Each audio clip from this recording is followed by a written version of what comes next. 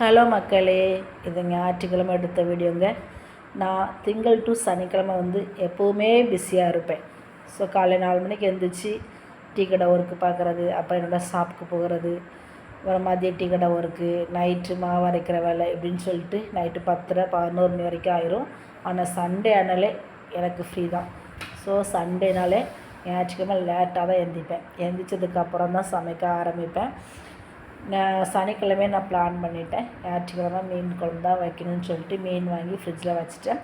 அதுக்கப்புறம் கடன்னு காலைல ஒரு கிளாஸ் காஃபி போட்டு குடிச்சிட்டு மண் சட்டியில் தான் மீன் குழம்பு வைக்க போகிறேன். மீன் கொஞ்சம் பொரித்து மீன் குழம்பு வைக்கலான்னு பார்த்தேன். அந்த மீன் கம்மியாக இருந்ததுனால ஒன்லி குழம்பு மட்டும்தான். நம்ம மசாலா எல்லாமே அரைச்சி உள்ளே சேர்த்துட்டு கொதிக்க வச்சிட்டோம்னா அந்த கேப்பில் மீனை நம்ம கழுவி எடுத்துட வேண்டியதான். ஸோ கடன்னு அதுக்கு தேவையான எல்லா மசாலா, தக்காளி, தேங்காய், சின்ன வெங்காயம் எல்லாம் அரைச்சி உள்ள ஊற்றியாச்சு. புளி தண்ணியும் கரைச்சி ஊற்றாச்சு. புளிக்குழம்பு மசாலாவும் உள்ள சேர்த்துட்டு கொதிக்க விட்டுட்டு நான் மீன் கழுவ போகிறேன். மீன் கழுவிட்டு வந்ததுக்கப்புறம் கழுவிட்டு வரும்போது மீன் குழம்பு கொதிச்சிடும். ஸோ மீனையும் உள்ளே சேர்த்துட வேண்டியதான். மீன் உள்ளே சேர்த்துட்டு ஒரு 10 நிமிஷம் வேக விட்டாச்சுன்னா மீன் குழம்பு ரெடி ஆயிரும். ஆனால் எனக்கு டைம் காணாது.